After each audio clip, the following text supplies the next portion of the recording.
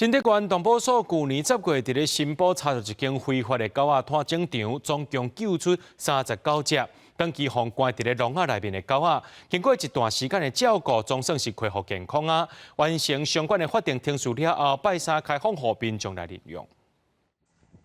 去年10月，动保署人员来到偏僻的山区，查到非法的狗仔探整场，现场救出39只长期受到不当对待的狗仔。这狗仔互人带转去动保所，经过照顾了后，所有的狗仔拢恢复健康。拜三，互民众公开来领养，希望伫过年前，狗仔会当找到新主人，会当过好年。女儿想要养狗，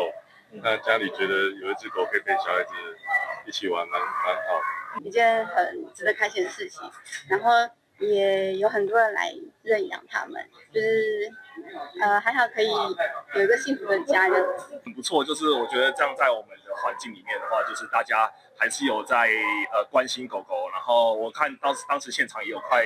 100多人来参加这个活动，我觉得蛮好的。39只狗仔是去引挖100个爱心民众来参与领养活动，这领养人是以住伫桃竹苗地区的民众为主。现场先抽签，了后佫需要经过考试，包括医疗以及基本的照顾知识，符合领养资格才会当领养。今天总共顺利了已经送养出去了大约25只的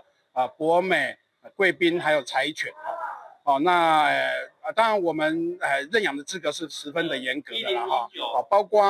要限制在桃竹苗地区的这些饲主们才能够来参加我们的认养的活动那因为这是要便利我们在做后续的这个宠物的这个追踪避免沦为商品